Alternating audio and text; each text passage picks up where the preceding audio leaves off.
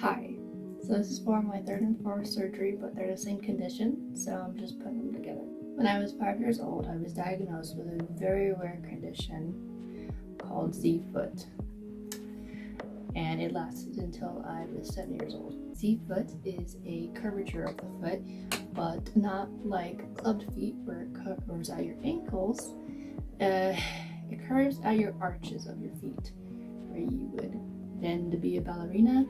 Yeah, those parts went inward. And with it being so drastic, like all my other conditions, I really couldn't walk. I couldn't fit shoes. We had to get like double the size shoes and like shimmy them on me to get them to fit. And I was falling on my face every day, especially if I try to run or play. Yeah, I wasn't going far, first to die in a horror movie, but I was in a lot of pain. And when we got to the doctors, obviously figure out why my foot looked like this, we kind of got faced with some urgency because the surgery to fix it, you had to do it as soon as possible because I could age out of the procedure. Now, what you've all been waiting for, what the fuck is the surgery? We had to separate it into 2 different surgeries, one at 5, one at 7, because the pain would be too much for me to handle. And basically the first round of surgeries was them cutting open my feet, like 3 lines, and broke almost all the bones in my foot, where the arch is, and reframed them to be straight, and then pinned them with a bunch of pins into place.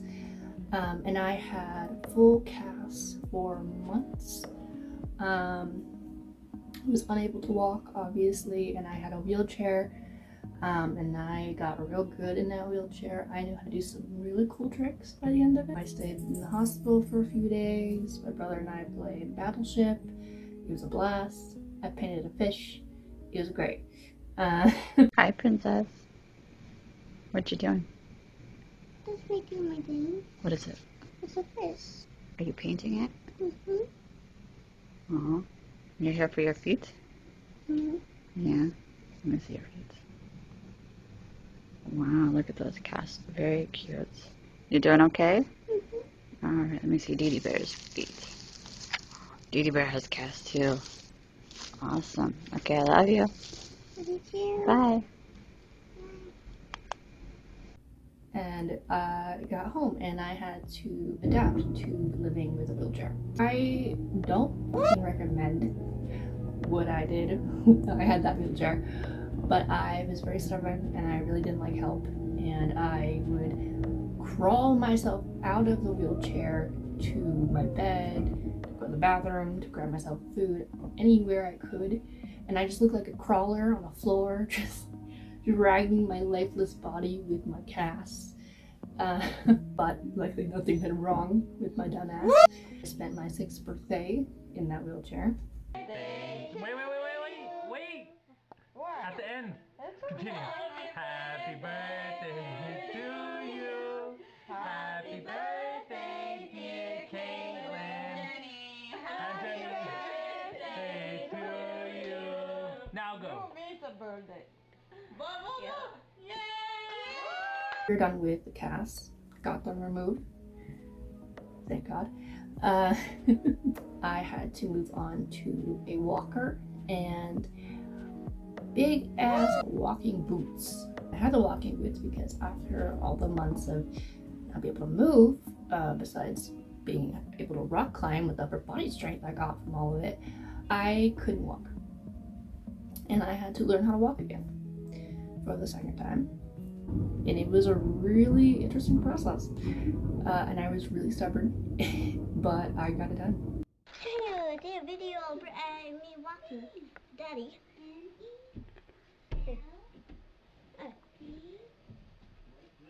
What did you do? Can you not walk for reals? Okay, I will.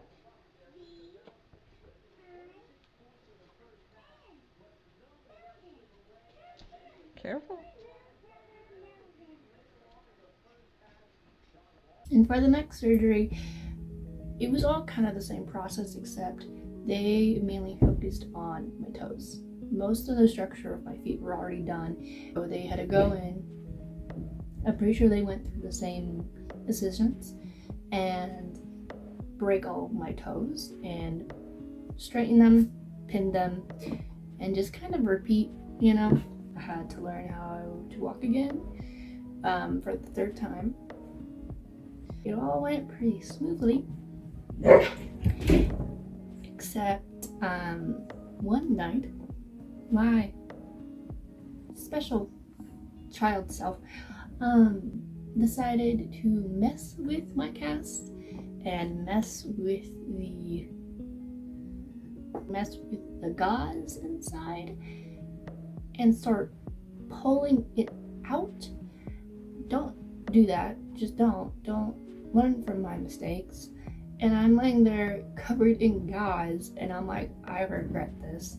And I have to wake everyone up as I'm just crying. And I'm like, I don't know what happened. Oh no. I knew what happened. My needles were exposed. And that was a really cool, very bad thing. Don't do that. But it was something that I did.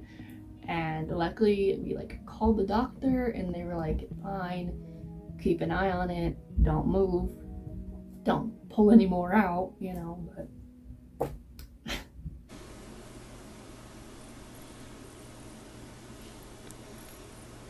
long story short, it was a really up and down experience. I had a bear triple the size of me. That was really cool.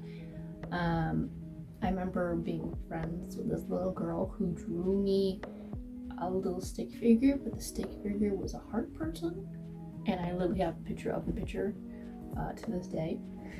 And I remember having the biggest little crush on her. And I remember a nurse who came in my room in the middle of the night, and she thought I was sleeping, and she took my stuffed animal. She took it and she brought it outside, and I could hear her showing it to all her coworkers, being like, it's so cute. I was so pissed. This is the one where I definitely started to struggle with kind of survivor's guilt at that point, because I was getting kind of nervous because these surgeries were life-threatening every time, pretty much. But I wasn't aware, obviously. Now I knew I was in danger of not waking up at this point. I was very scared and uncomfortable, but I got brought up in surgery, so I got brought up in smile and fake it till you make it and don't show fear. It's just something I adapted in my own head. You know, nobody told me that, but you can either take people telling you you're strong in a very empowering way or a very I have to be way. I'm so grateful for all the love and support that I had through all that time, no matter how I may have processed it, you know. The only issue I ever got from that surgery later on is that my feet are arched now, like Barbie. That's the best way. My feet are like Barbie. If I wear tennis shoes, it really hurts because there's no support in the middle of my foot. But there's fillers and shit, and I'm just fine, you know. I'm happy to be able to walk. Anyway, thank you for listening. Let me rant. And if you experience anything like this, you're not alone, and take it one step at a time. Thank you so much.